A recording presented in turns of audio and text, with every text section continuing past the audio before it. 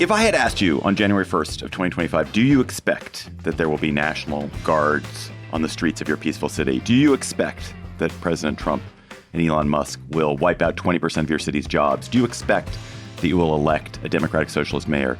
You might have not said yes, but you know who would have made a pretty good guess about what would happen to our cities in 2025? The hosts of our CityCast podcast, who are tuned in, tuned up, turned on about what is happening in their city. So that's why I have asked hosts from all 13 CityCast cities to come hang out with me today and talk about the huge event or issue that's going to shake their city in 2026.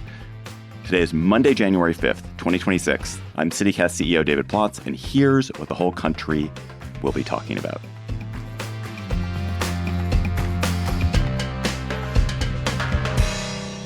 So every progressive activist across America rushed to their stocking on Christmas morning to find out if they got their very own Mamdani for Christmas. The election of Zoran Mamdani in New York has Democratic Socialists incredibly excited about who they could help get elected. Let us talk about the wild undulations we can expect to see in urban politics in 2026.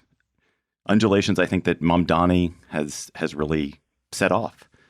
And I want to start with our newest CityCast host, Jane C. Hu of CityCast Seattle. Hello, Jane C. Hu. You have your very own Mamdani in Seattle. Yeah, we do. Katie Wilson, how did that happen? How did that happen in the land of Bezos?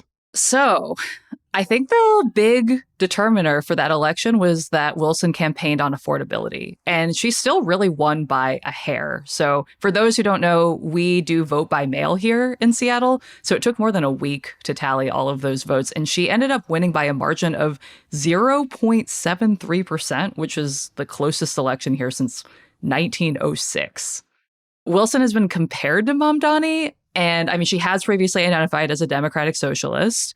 But I feel like the Mamdani comparisons are not quite apt, other than the socialist aspect of things. But I mean, she's described herself as being awkward. She's not held elected office before. And so there are some folks in town who have wondered if she honestly has the riz and the sway inside City Hall to really tackle the growing affordability crisis. But the transition team that she's brought on so far signals that she's trying to play ball with the big companies around here and longtime political operatives in town. So between that and having a pretty progressive city council elected as well this cycle, people are pretty hopeful. But my 2026 prediction is that I think the linchpin of all of this is really going to be when the World Cup comes to town next summer. So previous mayors, whenever there's some big international event, have tried to, in particular, sweep homeless encampments because they want to make sure the tourists see the city the way that mayors want their city to be seen. Wilson has not promised either way, whether she will or will not. Some homelessness advocates have pushed her on this, and she's basically has been like, I can't promise I'm not going to. I think it's going to be interesting to see what she decides there, because it's kind of going to be tension between what people elected her for and what action she's actually able to take here. So Ali Vallarta in Salt Lake City, you guys do not have a mayor to elect, but you're going to have a House member to elect in Salt Lake who will likely be a Democrat because of a bunch of legal cases which have now settled in the Democrats' favor in Utah. And you'll have a district, one of your 4 districts in the state will now be a blue-leaning district. Is there a sense that there's going to be sort of a progressive wing versus centrist wing fight in Salt Lake, too? Totally. And I would say this district isn't just going to be blue-leaning. This is going to be a district that Kamala Harris won by 24 points. So the progressives are getting kind of riled up about it. But the problem really that we're having here in Salt Lake is we don't really have the bench for that.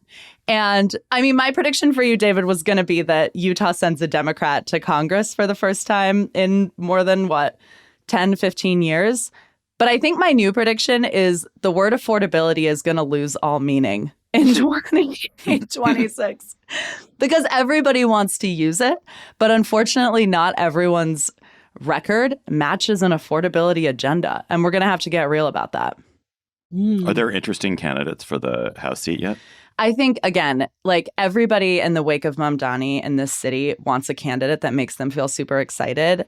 And I don't think that's the vibe, unfortunately. And I think also the vibe is like, this is going to suck up so much oxygen. This is going to suck up so much money. And how much is it really going to change our lives as Salt Lakers when we still have a state that is dominated by a really deeply conservative right-wing agenda? And could this money be better served, like changing the makeup of our state house than in a, who's the better Democrat sort of mudslinging primary? So Jacoby Cochran in Chicago, you're losing everyone. Every elected official in your area is decided they don't want to be an elected official anymore. I mean, Chicago has been just the epicenter of so much tension around Trump administration policies. There is a very prominent governor. How are the elections in Chicago likely to shake out in 2026?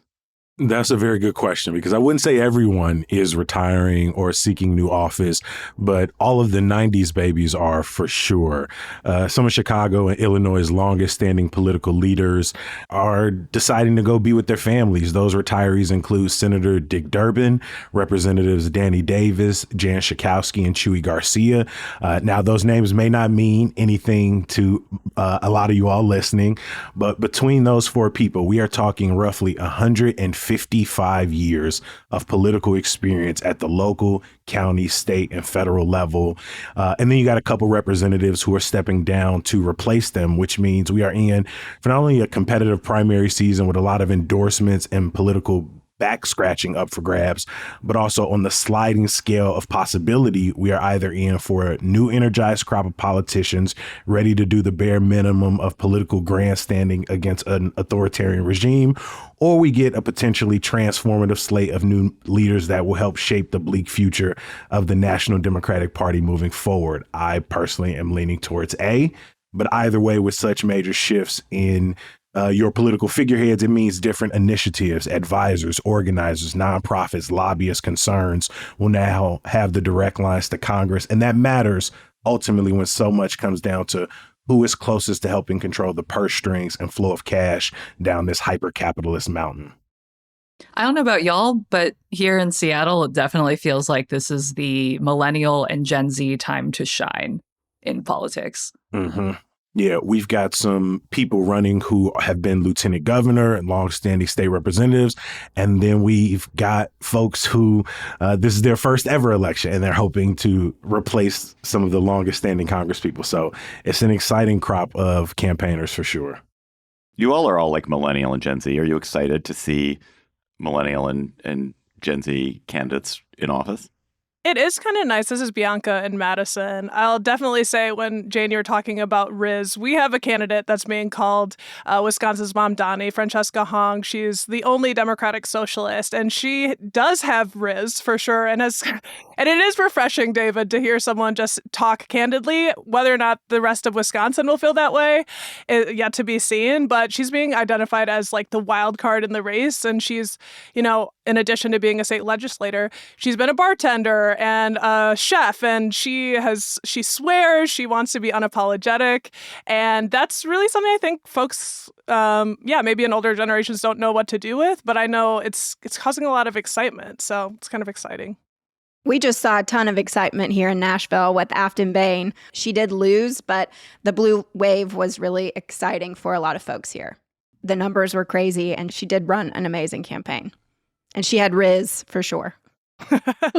This is David from Las Vegas. I just want to thank you, Plotz, for calling me young. As I think the sole representative of Gen X on here, it's sad. Me and Mike Schaefer, both Gen X. Okay, fair enough. Bree says she's dead Gen X. I'm Gen X. The Dick Durbins of the world, the boomers, are leaving, and we're not being asked to step up. It's all the youngins. But I have faith in the young people. Go young people. Allie here in Salt Lake. I will provide balance to that. I am cautiously optimistic. I want to be represented well, and I don't care how old that person is. And I think we are seeing some people leverage their identity, especially in this progressive primary, to make the case that they're the more progressive candidate. And that's just not always the case. Mike Schaefer, fellow Gen Xer.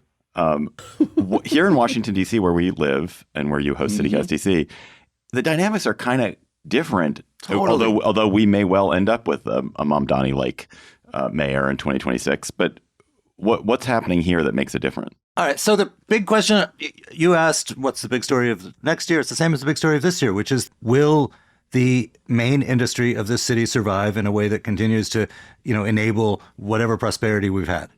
They've cut massive numbers of federal jobs. They're talking about moving entire agencies away. This is the middle class of Washington. I'm not talking about the sort of political elite. I'm talking about the guy with the lanyard who commutes from like an unfashionable neighborhood to a government job, and that is effectively the middle class of the city.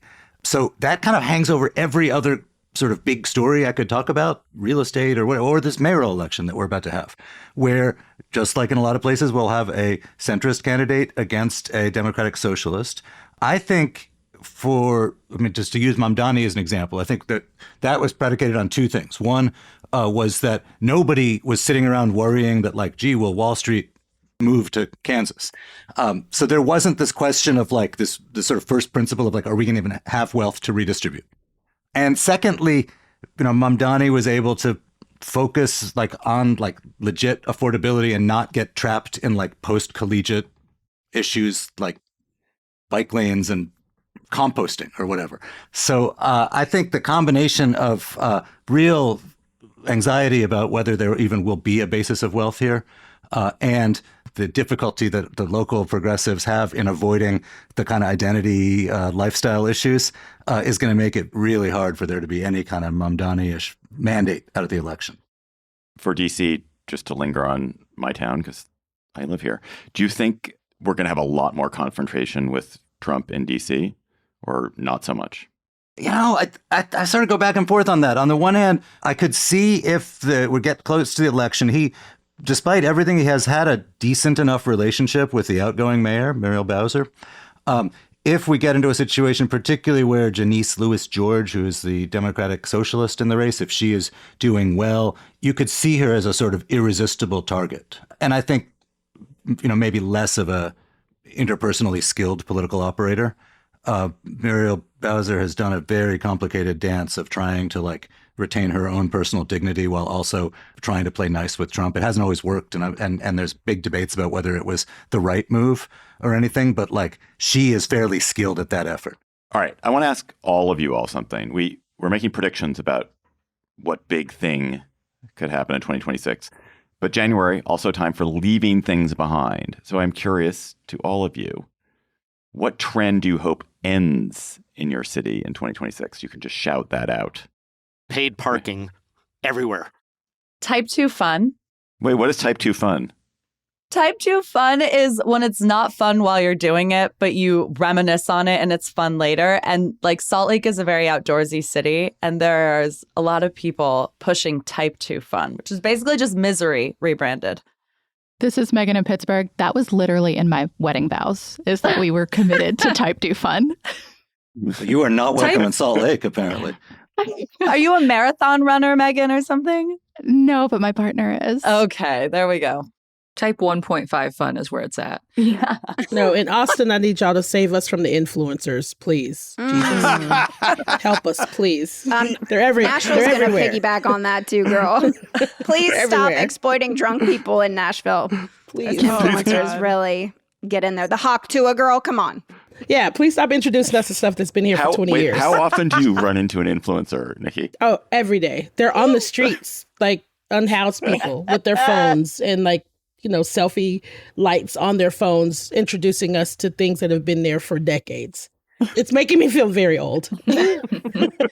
You just need sub-zero weather because it's done. Nobody does man on the street in Minnesota for 4 months a year. Need. I'm sick of drones at festivals and any gathering ever. I don't know if y'all feel that way, but I hate them. Yes. All right. After the break, mayors across the country are facing the question of how to revitalize their downtowns. Portland's mayor thinks he's figured it out. Stay tuned to hear that plan, whether we think it'll work, and other economy-related predictions from the CityCast hosts.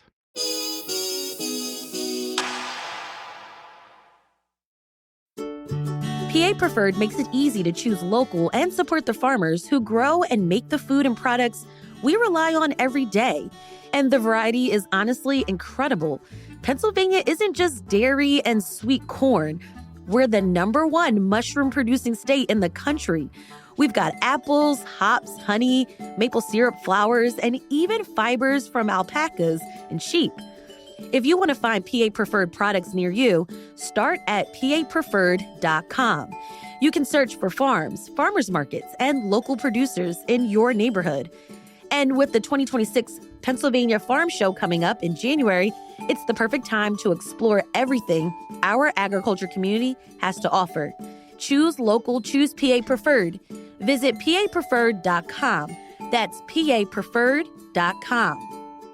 Paid for with Pennsylvania tax dollars. Claudia Meza from CityCast Portland. I was surprised to learn that you have a sky-high downtown vacancy rate, which I was really surprised to hear that. Portland always seems so prosperous whenever I go there. Why do you have that? How does your mayor think that he's going to fix it? You know, our downtown looks like it's bouncing back, but unfortunately, it's been struggling because a big reason is that our downtown was never where people lived. It's where people went to work. So the economy was built around those workers, and they just never returned. And then you couple that with the housing crisis and the fentanyl epidemic and a demoralized police force that many felt just quietly quit.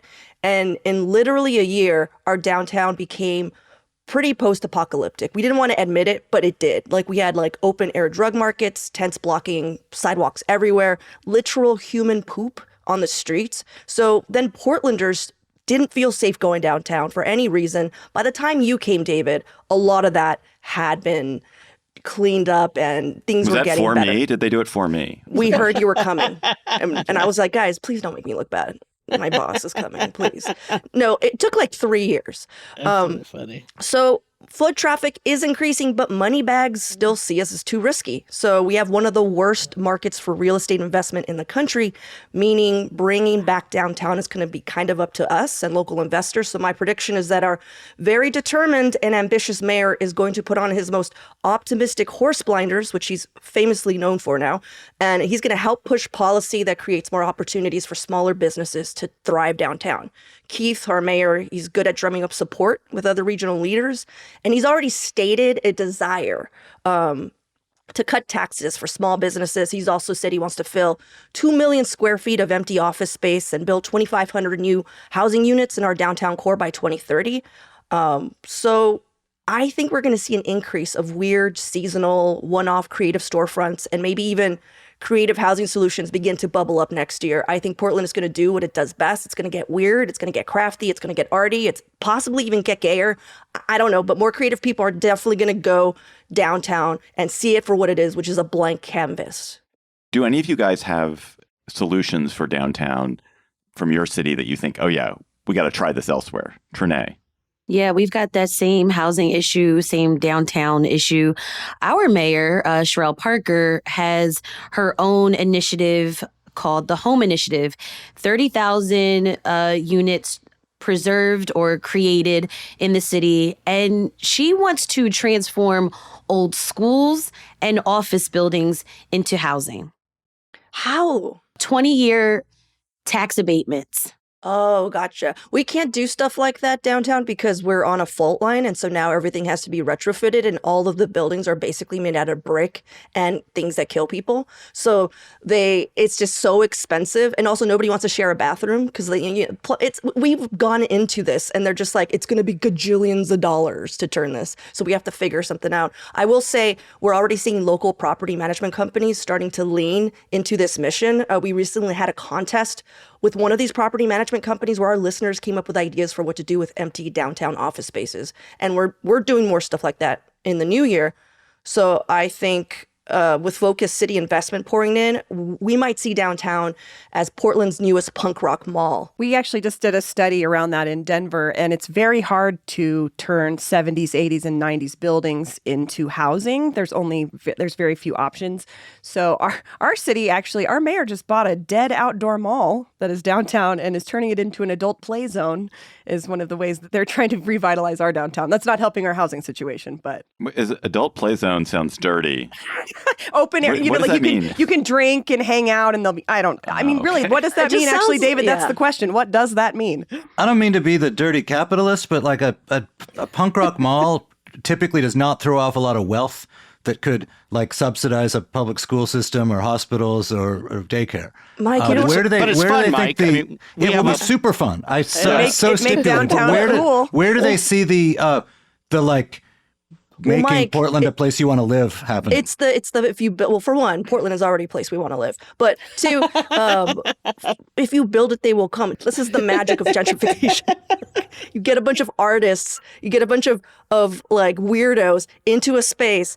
They bring their friends. They start making it cool. People come there, and then the man comes in and takes it away from them. But there's also the specter of business improvement districts that are popping up too. So when they see an area that is rising up, maybe grassroots and maybe gentrifying a little bit, these pitches for business improvement districts, which is basically creating little owner-owned pseudo-governments in these little zones that they design, which I don't know, some places they work. Like I hear Denver, that's what we keep getting pitched in our downtown, that be more like Denver, but there's a lot of skepticism.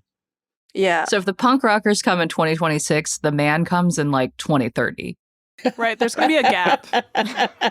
No, I say 2040, okay. 2040 for sure. Let's move on. I can't wait to check back to see whether the man has arrived in 2030, 2035, 2040.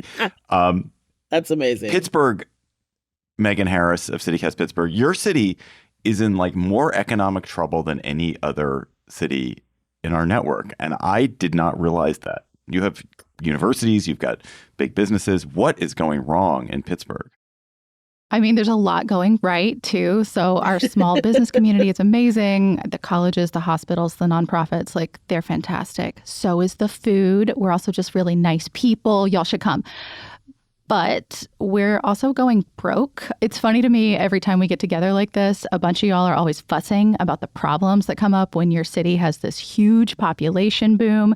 But I would just counter that it also sucks when, for whatever reason, your city cannot grow. Our population is totally stagnant. We can't collect enough taxes. Whole skyscrapers are getting devalued to the point that like they can't be leased. And that just makes the tax problem so much worse. We also have the same thing every other city does with a minor housing crisis. Trenae knows this in Philly. Our state won't pay enough for public transit to thrive anywhere around here. I think this is the worst example. There are literally ambulances breaking down on the way to the hospital with people in medical crisis inside of them, because we can't afford to replace them right now. I just think this is going to be such a huge challenge. And like literally today, we have a new mayor getting inaugurated. And I'm betting that for a lot of voters last year, they picked him because they were just hoping that some kind of change might help. Remains to be seen whether that's going to be the case. Why is Pittsburgh population stagnant? It's a cool city, and it's got lots of charms, as you say, and a lot of other cities are growing like crazy. Why are you guys not growing? I think a lot of it's just reputationally.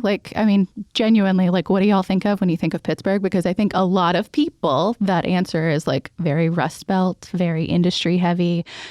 Not for nothing, we had literally 100 years worth of city skyline photos that were black and gray because of all the smoke and stuff. We helped build America, and we destroyed our environment doing it, but we're better now. Everything has been better for decades.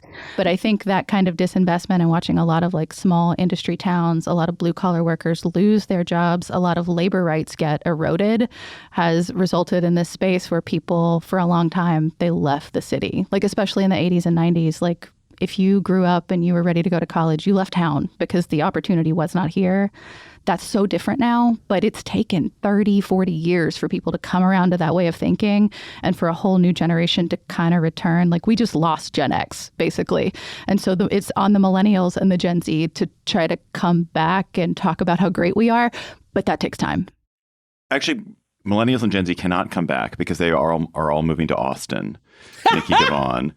That's true. We also have competition to contend with. I want to talk to Nikki because Nikki, you guys have almost the opposite problem from Pittsburgh, but also have a kind of government crunch.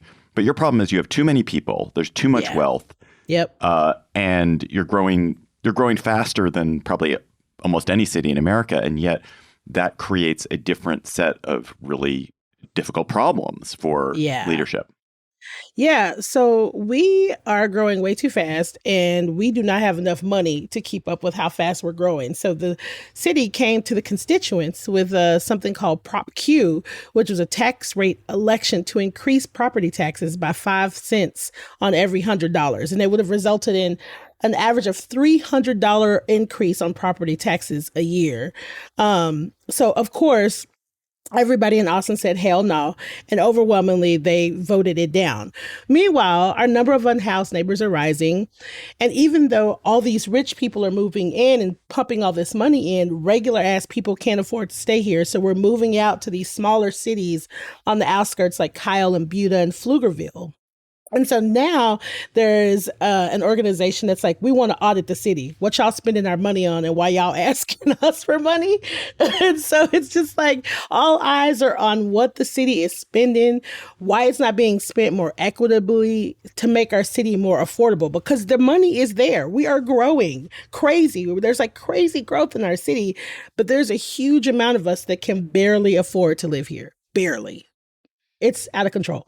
How much do you all think that this issue that Nikki's hitting on, this affordability in the face of huge amounts of wealth that's present in almost all of our cities, tons of wealth, like enormous amounts of wealth, and yet this affordability crisis, how much do you think that will shape your city in 2026? Is that going to be the story the way it seems to have been in New York City? I think yes here in Salt Lake. And I want to ask you, Nikki, because we talk about Austin a lot in Salt Lake City in terms of building housing. Y'all went through this period of just like build, build, build. And we did the same thing. And now we are in this weird situation where there are all these units, but nobody wants to lower the rent.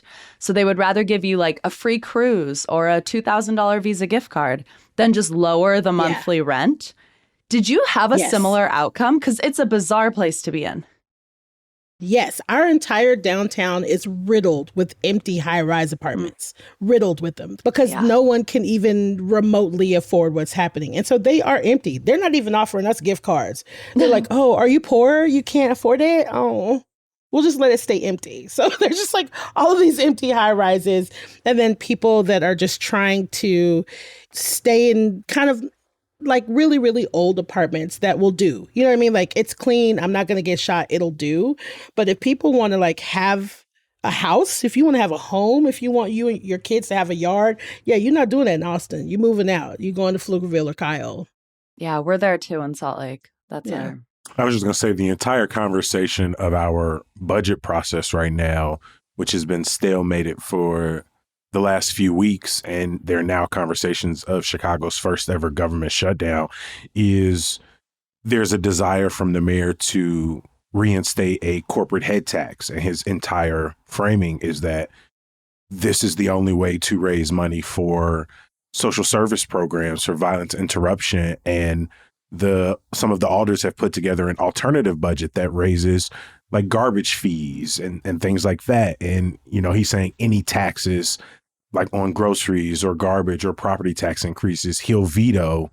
And they're calling his proposed head tax a job killer. And so, we're in this affordability question for sure. Jacoby, that's the deal here in Seattle as well. I mean, as you all know, we've got Amazon here. We've got a bunch of big companies. And the tension is, should we be taxing those companies more, or should we be constantly putting questions on our ballots about raising funds for small amounts of money? We don't have state income tax here. We have sky high sales tax.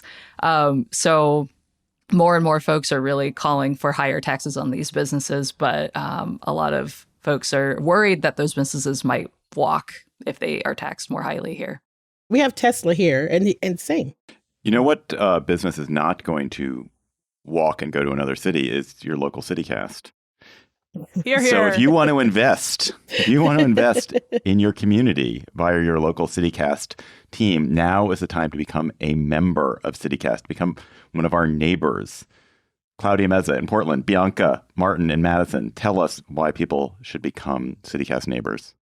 Yeah, well, you know, we're listening to all these predictions, but I think the big prediction is that 2026 will be the year of local, the year of making shit happen in our own communities. Local is where it's at and will be in 2026, whether you like type 2 fun or not. All of our cities, as you're hearing, we have shared issues, but we're also unique with our specific styles and concerns. And that's why our local coverage from locals like us is so important. Yeah, like in Portland, pretty much all of October, we were on federal troop watch on the show. And most national outlets were covering our costume protesters and, in front of the ICE facility, or the naked bike riders who rode there in the pouring rain. But we were covering the less shiny stuff, like what was actually happening on the ground, and also creating a space for listeners to share their thoughts and concerns and their anxieties with one another. And I know your local CityCast show has probably done something similar, where they help share a more complete picture of what was actually going on in your city. 100%. I mean, here in Madison, Wisconsin's recent local elections have had so much national coverage, specifically the most expensive state Supreme Court election in U.S. history. And I'll just say, our coverage was better. Local is better. I'll say 100%. Yeah, 100%. because we live here. We know those people who are running for office. We know the issues that are going to impact us. They impact us directly. So if we've ever informed you on how to vote, or, the fun things, like we've helped you learn about what you can do with your library card, or made you laugh about the quirks that make your city unique, help us stick around by joining as a neighbor. Head to membership.citycast.fm, make our day, keep local front of mind for you next year. Yeah, when you become a CityCast neighbor, you're literally sustaining this local conversation, like the curious, passionate, the weird, the very human conversation about our respective cities. And you also get perks like ad-free listening and invites to member-only events. Local is 2026. We're doing it best. And we should be clear, CityCast is an experiment that bets on locals like you choosing to care about us and invest in local journalism. Again, become a member today at membership.citycast.fm. Join us. You won't regret it. Today. Today. Bianco I love the way that you say that. Me too. So we've already heard from one of our new cities in the CityCast network. We have another new city, or two new cities in the CityCast network, the Twin Cities. Sean McPherson, you're the host of CityCast Twin Cities. And I think in 2026, it sounds like immigration is going to be a huge issue in your cities. Certainly, it's going to be a huge issue nationally, but something's going to bend or break in the Twin Cities, because we have two competing policies that have been part of our lives for a long time. The Twin Cities are famous for being hospitable to immigrants, specifically documented immigrants, but this has been going on for decades. We have a network of churches, including Lutheran Social Services and Catholic Charities, that have been very pro-immigration. But the Twin Cities are also infamous for being hostile to Black and Native people. And this is not the murder of George Floyd and the subsequent uprising was not a blip. There's a history here for decades as well. And as I see the chatter, as ICE's focus has been on our Somali neighbors for the past couple of weeks, and it looks like it will continue, the chatter on Facebook makes me think that a lot of my neighbors are not following the American rule, the golden rule, or the idea that America is built on a set of ideals. They're saying, we want these Somali folks, even if they're citizens, out. Now, maybe that's bots, but I just don't envision the end of December of 2026 of us going, we haven't sorted this out. We will determine as a city, as a state to some extent, where we land, because this tenuous alliance is not going to work going forward. What's been happening with Trump and the Somalis is really, really disturbing. And obviously we've seen versions of this in other cities with other groups, but it is something particularly vicious about what's happening with the Somalis. And I wonder whether, has there been, I mean, you said there's been people supporting what he's saying, but I presume there's been some kind of rising in defense of the Somali residents of your cities. Absolutely. I've seen that on the streets. I've seen that from a lot of our Democrat leaders. We have only really seen one Republican leader step out and say, I really disagree with where President Donald Trump is standing. He wrote a letter and he said the Somalis have contributed so much to our community. They are our community. But it's been pretty mum from some of our leaders. It's been blindingly loud from a lot of my neighbors, a lot of our neighbors who have been stepping up. But I'm seeing both of those conversations, David. There's a lot of things being levied about what percentage of Somali folks are on welfare. A lot of that completely inaccurate. But we're not at a consensus. We are not. And I think that this year is going to be a lot of navigating, coming to a consensus. There's a spot I hope we land, but I am not certain where we will land. So Trenae Nuri in Philadelphia, you are going to have the biggest year of all of us, your city. You have the 250th anniversary of the Declaration of Independence and just a massive influx of activity of tourists. I'm sure the president is going to be up in your business a lot. What is that going to do to your city in 2026 to be overrun with 1776 reminiscence? We are celebrating so much in Philly this year. We're hosting the NCAA tournament, MLB All-Star Game, FIFA World Cup, and every cultural institution, local and federal, will be marking the 250th signing of the Declaration of Independence. So our tourism records are going to go sky high. We're reigniting tourism in our city. But my hope is that small, local, minority, women-led businesses, as well as our beautiful neighborhoods outside of Center City, also get this financial boost. All right, I'm going to stick with tourism, but maybe to the darker side of tourism. David Figler in Las Vegas. You guys have a new crime bill that would basically allow your government to bar anyone they want or bar undesirables from the Strip. What's up with that?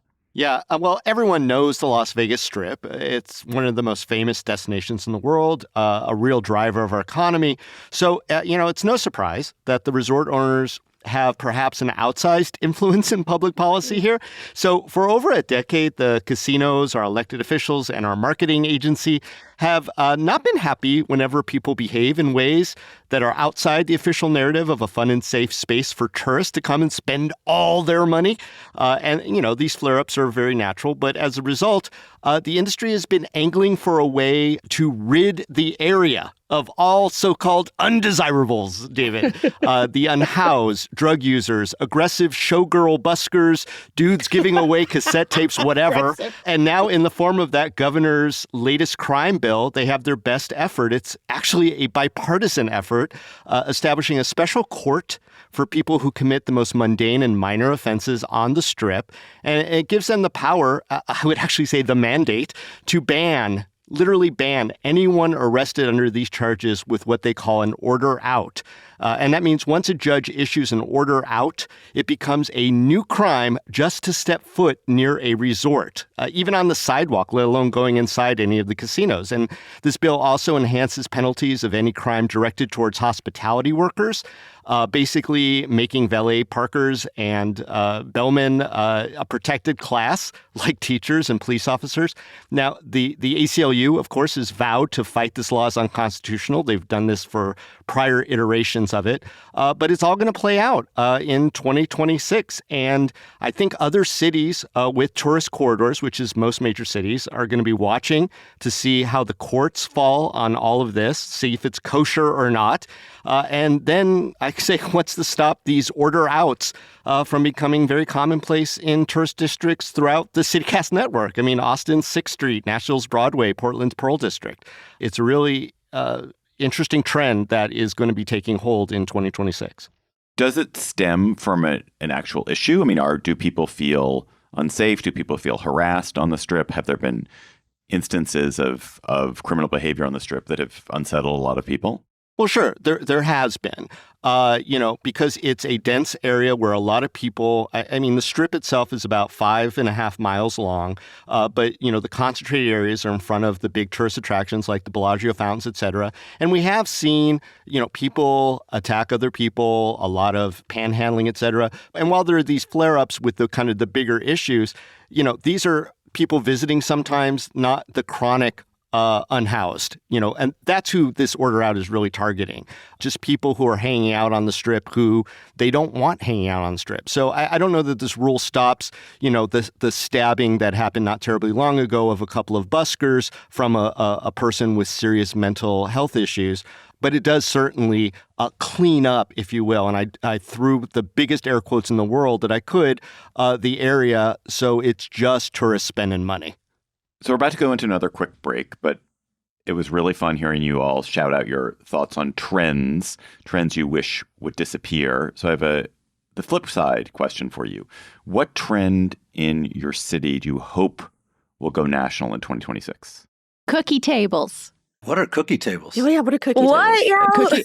Cookie tables are a thing you have at a wedding where everyone in your life or just the bakery you love most bakes you a bunch of cookies and everyone gets to eat them and also take a box home. They're an automatic favor. They're delicious. They're perfect. Oh, I thought it was a table made out of cookie. But that also sounds it kind good of too. is in its way. That goes right into mine, which is food share networks. We had a beautiful display of mutual aid with the government shutdown, and it's not a great moment for economic security for folks. And people really came out and helped avert disaster, and it was gorgeous. So cookie tables and mutual aid. Bianca, I'm now going to think of cookie tables as mutual aid. Yeah. Thank you for making this connection for me. Healthy cookies. I think everyone should get a sphere. Y'all need a sphere. Let's get a sphere in Madison. Don't tempt us. We've got hard pass. We've got Red Hard Rocks. pass. We don't need a sphere. I'm going to say more creative protests. I'm going to say we need way more creative. I'm not here to tone police anyone's protests, but I'm just from experience. I'm saying get a little naked. It doesn't hurt anybody. You guys really were incredible in Portland. That person, the Victorian tea person, is that person still out there? No, but I mean, there were so many amazing one-act plays happening in front of the ICE facility. And what it does is it just makes the opponent look foolish. It weirdly makes them look foolish, which is weird because we are foolish. And it's just like, you're going to be funny, we're going to be hilarious. You know what I mean? And I want that energy from other cities. I want to see it. Zero proof cocktails. Ooh. That's our trend too here in Nashville. That's what I was going to shout out. I think it'll cause Philadelphians, as you know, let's just calm down a little bit. Yeah, same here. Just chill out. Have a mocktail. They're so expensive. No. Have a mocktail for $23. I like the cannabis-infused cocktails that are famous throughout the Twin Cities. Ooh. Come on up. I'll infuse you whenever you want. Wow, y'all all have really nice things. I was thinking for Austin, Scream Club. Ooh. Everybody should have a Scream Club. Everybody gets together on a bridge at the same time and screams into the void. A lot of moms in Philly are doing that. Yeah, it's awesome. Like me. I went to a rage room. That was fun.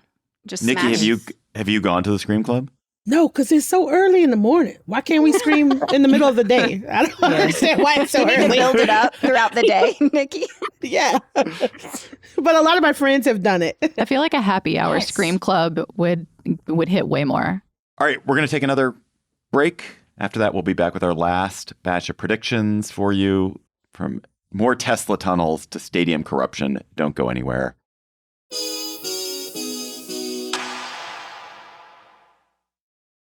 A lot of our cities are going to grapple with major infrastructure questions in 2026. I bet your city's going to have something similar too.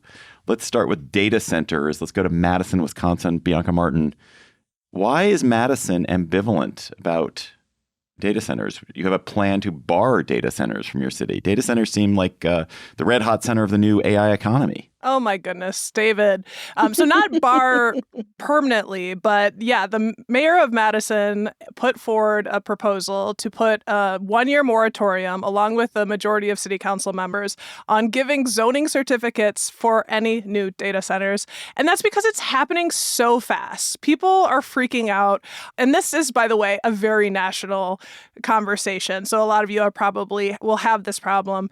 But out-of-state, multi-billion-dollar companies are coming in, and we're talking OpenAI, Oracle, Microsoft, QTS, tech giants who want to house their warehouses for their own AI servers in our state. And folks are just up in arms. And you're asking, why are they up in arms? Those companies are saying they're going to be great neighbors, pay big taxes to benefit the local economy, right? But the negatives are that the centers will put historic pressure on our electric grid. And it is, in fact, unclear at this moment how it would affect our energy bills.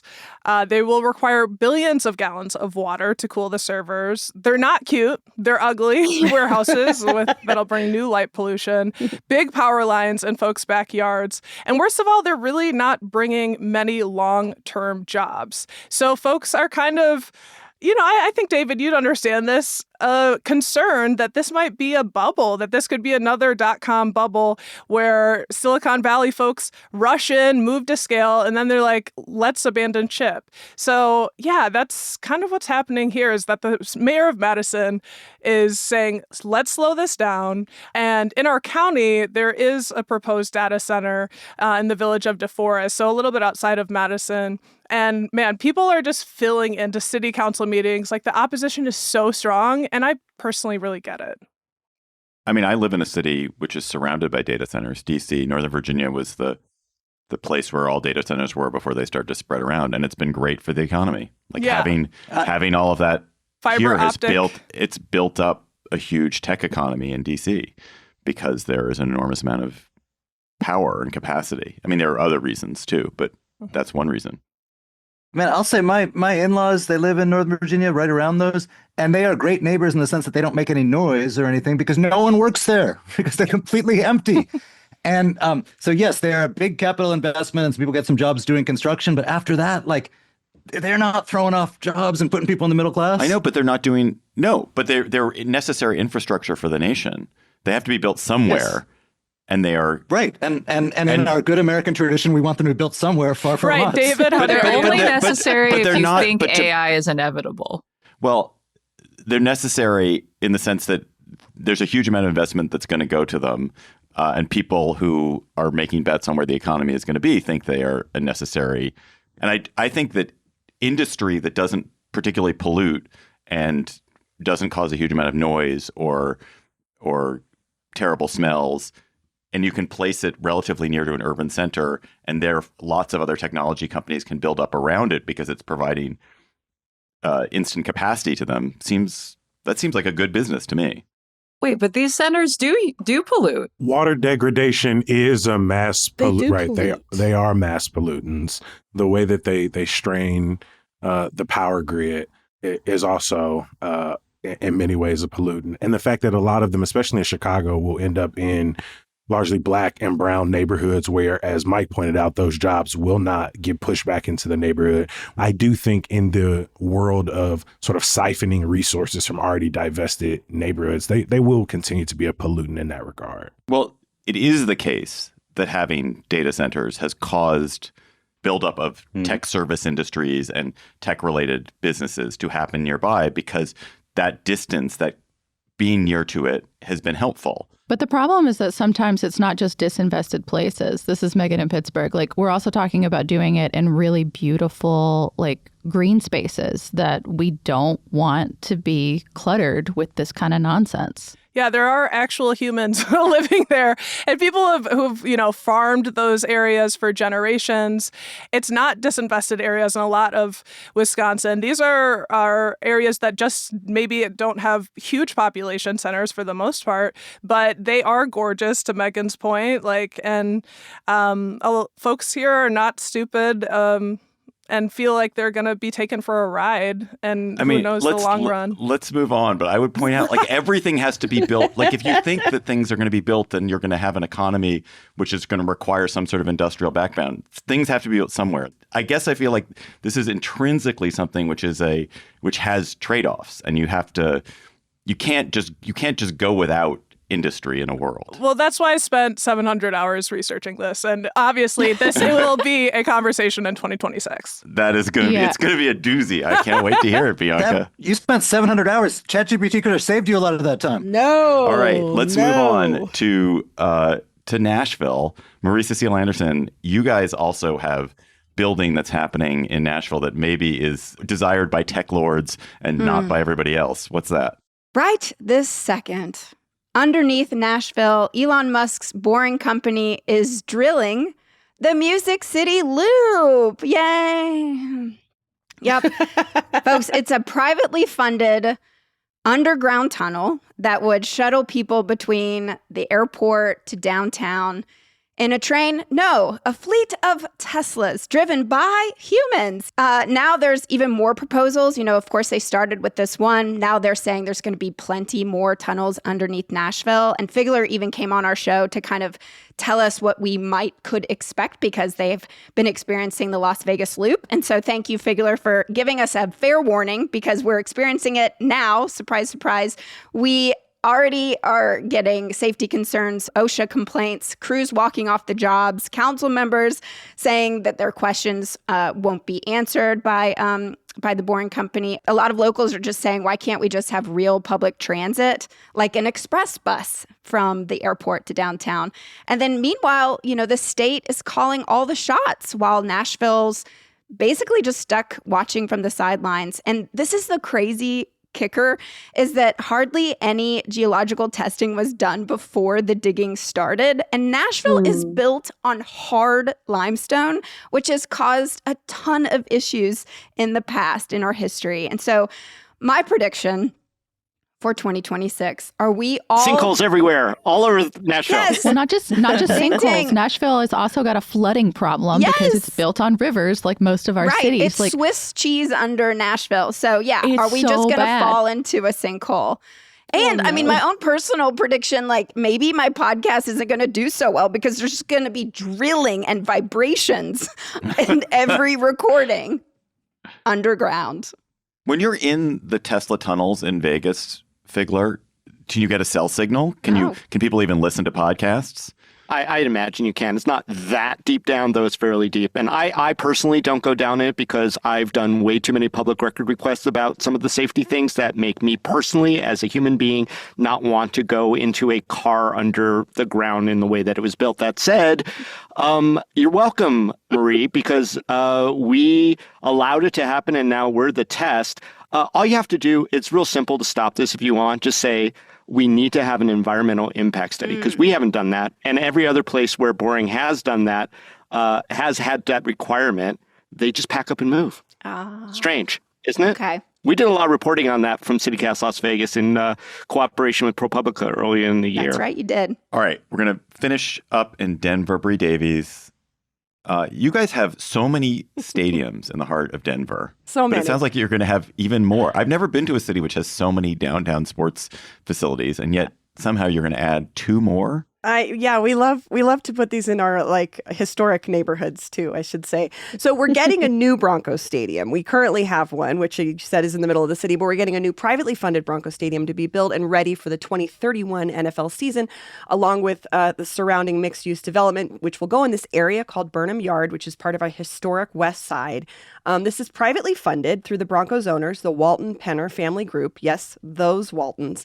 And the tricky part here is we just passed a bond that will pay for improvements to the surrounding bridges and roads that conveniently serve this area around the Broncos Stadium, which magically, there are plenty of other bridges and roads around the city that needed serious help this year, but these projects will be getting special attention from our bond. So some folks are seeing this as a, quote, secret subsidy to the Broncos, even though the city is not putting any direct money into it.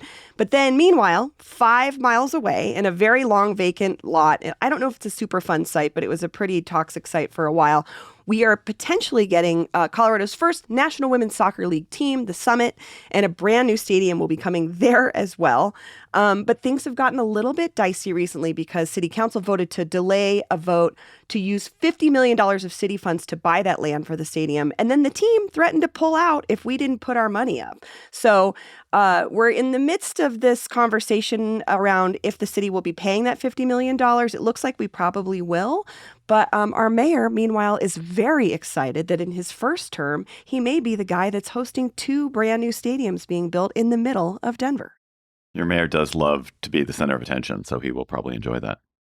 I mean, to be fair, he's a very charismatic guy. He's a very likable guy, but he knows what he's doing, and he knows that we're very excited about sports. I think it's just the prospect of 2 of these things happening in the middle of the city at the same time has caused some pause and questions around where some of this money actually will come from.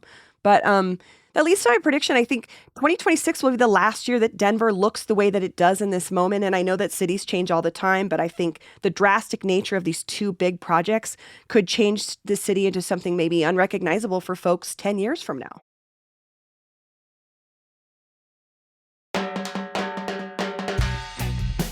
All right, it sounds like it's going to be just a crazy year all around the country. I can't wait to see how all of these things pan out, whether the gentrifiers have come, whether the data centers get built, whether the Strip is being denuded of undesirables, and whether everyone is indeed in Philadelphia. I know our 13 hosts are going to keep their city updated on all the important and strange and useful information that you need to know about our cities. Thank you, Jane and Allie and Jacoby and Mike and Claudia and Megan and Sean and Nikki and Trenae and David and Bianca and Marie and Bree for being here today. Thank no you. More Thanks, stadiums. David. Happy New No Year. more stadiums. Go Birds!